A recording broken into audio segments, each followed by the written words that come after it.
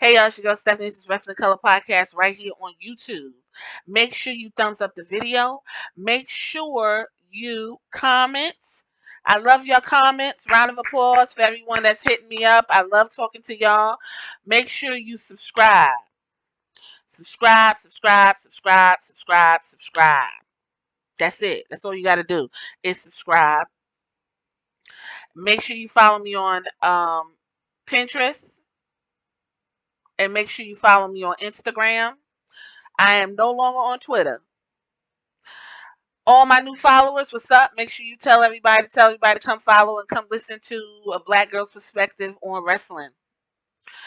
Let's get into this conversation while having some side conversations because there's some things that I saw that I didn't like, and there's an update on Sunny Kiss, which it's unfortunate. And before we get into the actual topic, I want to touch on Sunny Kiss because if you remember, when I was on Twitter, I had advocated for Sunny Kiss because I was sitting around looking at AEW and it's looking real white. And I said, well, wait a minute. I see Nyla Rose all the damn time. Where the fuck is Sunny Kiss? Where the fuck is Sunny Kiss? So I said, where the fuck is Sunny Kiss? By the way, Sunny Kiss liked the tweet because he wants to know what fucking Sunny Kiss is too. So me and this other fellow was going back and forth trying to figure out what the fuck Sunny Kiss was, and we left it at that. So here I am. If you want to see where I'm at with Sunny Kiss, the podcast, it's been 400 days. What the fuck? It's uploaded. Go listen to the point I was trying to make in terms of where the fuck Sunny Kiss is. So with that being said, I was out here on the internet reading stuff because I like to do that. And I came across an article that is dated Thursday, December 23rd. And the title is Sunny Kiss Wants to Do More in AEW, Shares Recent Advice from Cody Rhodes. So let's get into it real quick. AEW star Sunny Kiss was on a recent guest on the podcast named Shining Wizards Wrestling. And they discussed a variety of subjects, but this is the subject that stood out to this website called WrestleZone. He said, Kiss thinks it's amazing that WWE is WWE. I'm all over the place. That All Elite Wrestling is an all-inclusive environment. He said, and I quote, "It's so amazing because there's not just one of us. This company didn't say we can only have the token one. There's me, there's Bowens, there's Nyla, there's Leia. Am I missing anybody? I'm sorry if I am. But yeah, there's a lot of us. There's Aubrey, Diamante, Kira Hogan. There's so many of us. And that's the coolest part. They do allow us to be us. It feels good that a company trusts you to be that representation. So I love it. I think it's amazing." Now listen, when I said where's Sunny Kiss, I didn't say where's Sunny Kiss gay. I said where's Sunny Kiss because he's a black wrestler and he needs to be out there wrestling and he's good. And I'm not really understanding why he's not on the main stage wrestling when he's one of the first they signed for not only diversity for homosexuality, but for diversity for being black. Let's not play this game. So he's specifically talking about representation of LGBTQ. So we go on. Sunny Kiss also revealed that he wants to do more in All Elite Wrestling. Do you, Sunny? You want to do more? Well, ain't that something? So he brought up a conversation that he had with Cody Rhodes, the guy that ended racism with a promo about his black princess, white princess named Liberty. Child. Anyway, and I quote, "Absolutely," Kiss said, and I had this talk with Cody Rhodes, and I asked Cody, like, should I be doing more of something? Is there something that's not clicking? How much more should I try to prove myself? And he's like, yeah, always do as much as you can to keep yourself seen and keep yourself known. No one really knows this. I guess people probably do, and you can tell it's me if you know me. So for pay-per-view, for the Lucha Brothers match in the steel cage at All Out in 2021, I was actually one of the dancers and I choreographed the routine. That was me behind that mask. And so I asked Cody that same night, like, should I be doing this? Is this okay? Does this make me look bad? He's like, no, not at all. He was like, you're not doing anything else. So, and he also was like, why not help contribute to make someone else's interest or something like that look better? It was reassuring for me. First of all, first of all, I know Sonny Kiss is young, and I hope Sonny Kiss hears this podcast. Sweetie, understand when no one is paying attention to you and have no good intentions for you going forth. Why would you tell someone who's asking you what it is that they could do to get better and be seen to just help other people be better and be seen because you ain't doing nothing? You're not giving him anything to do. I don't understand. I don't understand that even that conversation that he had. I don't even understand where the advice was. Do as much as you can to keep yourself seen and keep yourself known. He was dancing in the entrance for Lucha Bros. He had a mask on.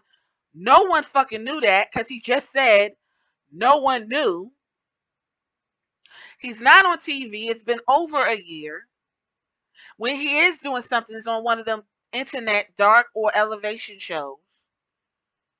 They aren't even giving him no kind of exhibition matches, nothing. They don't put him on promos. He's not doing anything to be seen unless they said happy birthday to him. And everybody was like, oh, yeah, I forgot he was even signed with AEW. That's a fucking problem. That's a problem when you can sit down with the VP of the company and he tells you you're not doing anything else. So why not contribute to make someone else's interest on something like that look better? How is that reassuring for Sonny Kiss? Y'all got to be more smarter than that, baby. You got to be. I'm just so fucking confused by that. So that's the update on Sonny Kiss. At this point, it's good luck, boo, cause you over there floating around and you mad young and you wasting entirely too much time playing around with the motherfuckers that have absolutely no plans for you. Sonny Kiss has proven himself. He was in a match with Cody. He held his own. The only reason why he is not on TV is because Cody Rhodes knows his fan base is full of incel, neckbeards, homosexual, hating, white supremacists. And that's just what it is. No one's stupid. Just the other day on Dynamite, Nyla Rose, they had a a wrestling fan, quote unquote, calling her a man. That's a man in the ring. You done ran the other guy down from the Acclaim. You got these fans running off an old girl from Brazil, Taya Conti, off the goddamn internet. Y'all sit here and y'all allow this behavior to happen. You don't say nothing. Now he telling Cody Rhodes to elevate somebody at Cody Rhodes. Cody Rhodes telling Sonny Kiss to elevate another motherfucker because he ain't doing nothing. Your goddamn boss just told you ain't doing nothing, and I ain't got nothing for you to do. That's some wild shit. I ain't never heard nobody bold like that. I ain't never heard nobody bold like that. Period.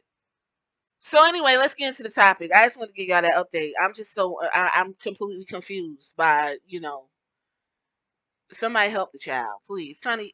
Listen. Do you need me to talk to Cody Rhodes?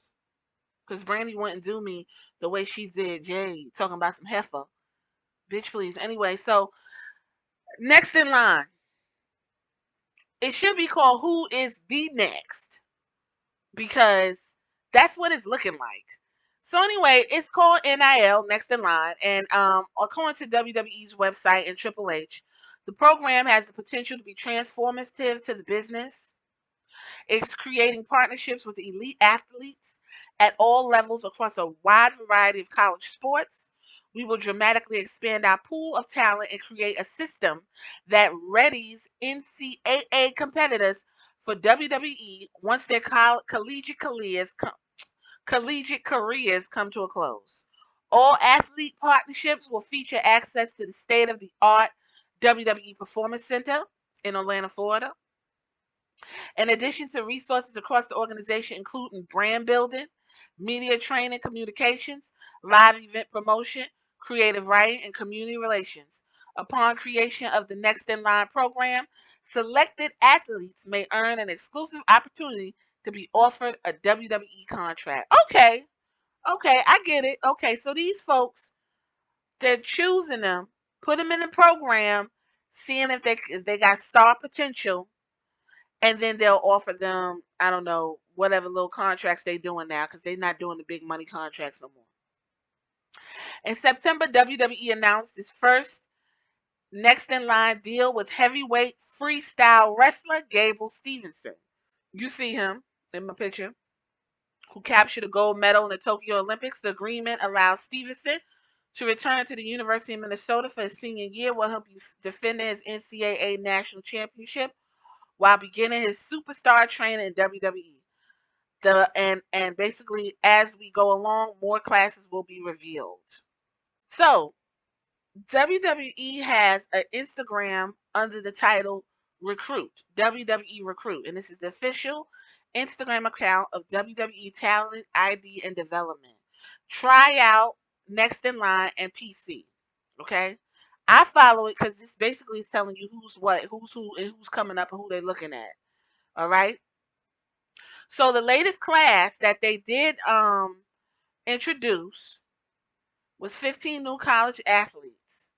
And out of those college athletes, there's a two that stands out, and that was Haley and Hannah Cavendier. And they said that these two ladies are going to be the next Bella twins.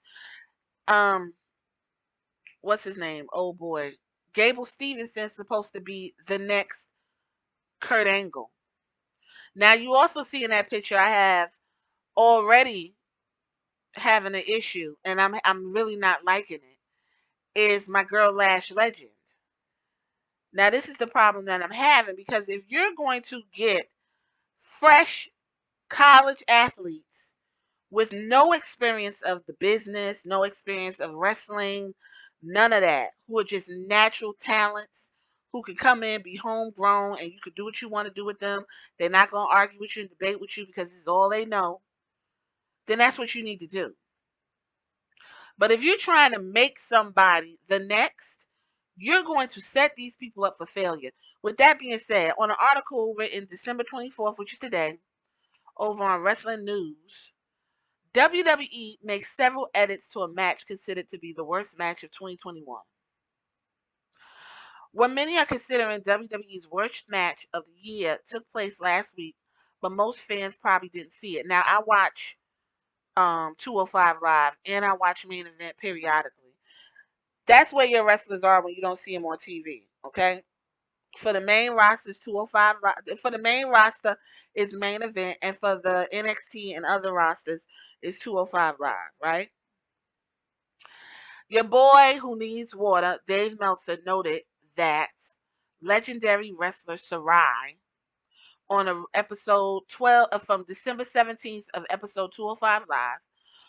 Sarai is one of the most experienced women on the NXT roster, and while Sarai did her best to carry things, the match fell apart at different times, and it was clear that Legend was very green. Meltzer noted that those who saw the match called it the worst match on WWE broadcast TV this year, and sources in the company said that it was one of the most edited matches before it aired, and it was described that they cut it down to 3 minutes of highlights. The edited version was still the worst TV match in WWE this year. Legend was signed because of her short-lived stint in the WNBA and her college basketball experience. The feeling is that her star look and athleticism will translate into pro wrestling like it did for Bianca Belair and Charlotte Flair. You can see that. Look, I watched the match. Yes, it was very clunky, and that's why I expect, because I assume they know this woman don't know how to wrestle that great. I didn't think that they were confused by that. She also had her first match was against old girl Amari Miller, who is basically like the queen of 205 Live, because she's over there winning and losing, and basically is like, I don't know, a good hand, I guess, or like helping development other people to come in. And Amari's new, but whatever.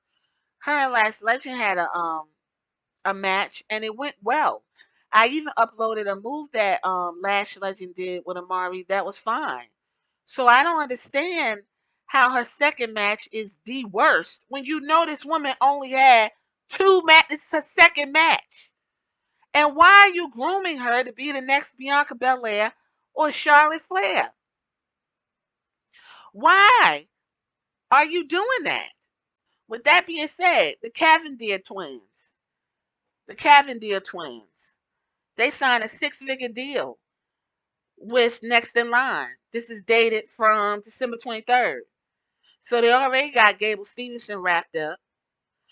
Twin sisters Hannah and Haley Cavendish are both again having excellent seasons with the Fresno State women's basketball team, and they continue to take advantage of the NCAA's new name, image, and likeness rules. I just want to stop and I want to applaud that now college athletes can have and make money and use their likeness and get paid.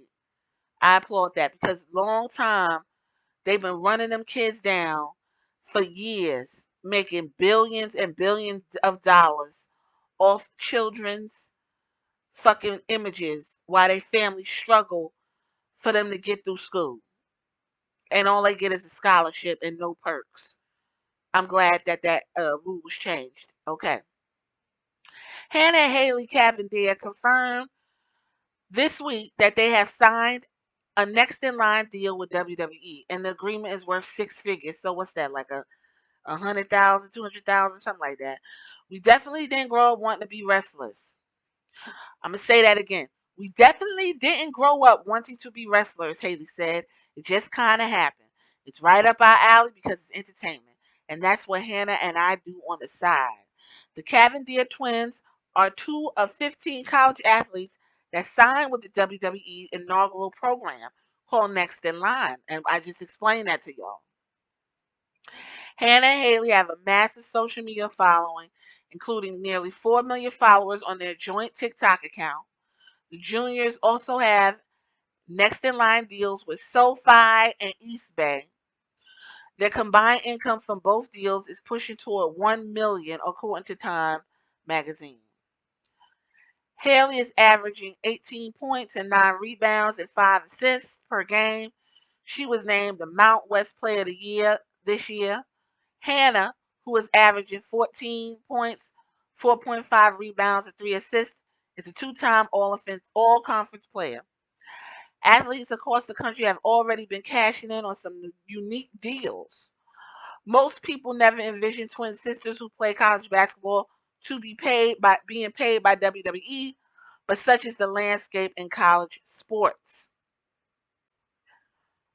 On July 1st, student athletes earned the right to be compensated for the use of their name, image, and likeness. It didn't take long before college players started cashing in, and earlier this year, Oklahoma quarterback Spencer Rattler joined them. After throwing a career-high 5 touchdowns and 76 beatdown of Western California last year, Rattler was given 2 brand new vehicles, a 2021 Dodge Ram TRX and a 2021 Dodge Charger Scat Pack from Fowler Automotive Group, who are based out of Norman, Oklahoma. They also have locations around Oklahoma City. Okay? So they saying this fella got a next in line deal and he's using that to also help underserved communities. So basically he has a cameo if you want a cameo from him. So look, these college athletes are getting themselves prepared to get out in this world and make money before they leave college. This is what it is. This is the wave of the future. And I mean, I can't be mad at none of that. But what I don't want is for them to continue to say that these two girls are gonna be the next Bella twins. The word on the street is Haley and Hannah. WWE been looking at them before they even started this program, and they want them to be successful like Nikki and Brie Bella during their WWE run. I don't think it's a good. I don't think it's a good idea. First of all, I don't think you should line these people up to get knocked down, which is essentially what's about to happen to Lash Legend. So this is what I'll say. Masai Russell, who is she gonna be the next? Is she gonna be the next Naomi? Like, what are y'all? I don't understand what y'all doing. Basically, to really get to the crux of all of this, there can only be one, and I think Bianca Belair said that. She must have saw the post where they were saying, "Oh, this is the next, and this is the next." No, there can only be one. There can only be one. There's only one Bianca Belair. There's only one Charlotte Flair. There's only one Sasha Banks. There's only one Becky Lynch. There's only one Rock. There ain't gonna be another Rock. There ain't gonna be another Stone Cold. If you lived through life and you were able to see Stone Cold and The Rock in their prime, congratulations. If you was able to see Shawn Michaels in his prime, congratulations. We got to see AEW be born. You can't. WWE is older than the majority of us. We got to see an actual wrestling promotion be birthed. That's never going to happen again. Stop setting people up for failure. You got Omos. They're comparing him to Great Khali. Ain't but one Great Khali. Okay? You're you're making it difficult. Just like Arn Anderson got his son wrestling. Ain't but one Arn. Now his son look like a fucking Neanderthal out there. Look at what's his name? Mr. Ass. His kids. The Gun Club. They not finna live up to their father. And it's very apparent. But you putting them out there like that. When The Rock's daughter debuted, Simone Johnson, what y'all gonna do when Simone Johnson comes out? Say she ain't nothing like her father. She sure ain't. Charlotte Flair, Charlotte Flair got lucky. She got some type of talent she was able to get from under her father's shadow for the most part. But y'all gotta stop doing that. That's that thing with that nepotism. And then y'all get people off the street and say we gonna try to build a new Bianca. We got to hurry up and line up another Naomi. Oh, such and such getting old. We got to go ahead and get the next Alexa Bliss. You got the next Alexa Bliss too? Alexa Bliss pushing 30. I don't understand. Y'all gonna they're gonna have to do better than that. I really feel bad for Lash Legend if in fact they already talk about her match is so fucking terrible. The first match was great. Maybe she just don't mesh well with Sarai. Everybody don't fucking wrestle like fucking tanks. Y'all put that woman on TV. You knew she wasn't ready. That's the whole point of NXT. I thought. I don't understand what's going on here. I would hate to see in the coming weeks Lash Legend being released. Give her time. This reminds me of a quote from, which is fitting because right now the verses with Jay-Z and who going to go against Jay-Z and ain't nobody could do it because Jay-Z said, nah, B, ain't nobody about to be verses in with me. But I think this would sum up the point that I'm trying to make and WWE setting people up for failure. I heard you motherfuckers saying they made hoes. Nigga, how you say?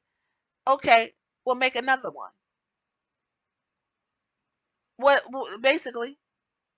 So you think you made the Rock, make another Rock? Ain't gonna be no other John Cena. Y'all on your last leg with Brock Lesnar. Y'all said Brock Lesnar's the last biggest draw for WWE. So who next? Braun Breaker? How can you fuck up Braun Breaker? Jason, you heard WWE say hold my beer. Cause they're gonna fuck him up. I'm telling you right now. He gonna get fucked right up. How can you fuck up anybody? They do it in a heartbeat. You got something good. These people are athletic. They already know their bodies.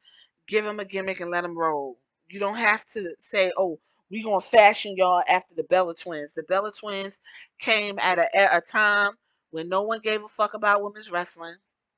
Their stepdaddy is the head of talent relations and runs the women's division. It took a long time for them to get a handle on the situation. And for the most part, Brie ain't the better wrestler. Nicole wrestles better than Brie, and they were able to bounce off of each other. It's gonna be funny what you're doing with these girls because from what it sounds like, y'all trying to relive the Divas era, and I kind of don't like that.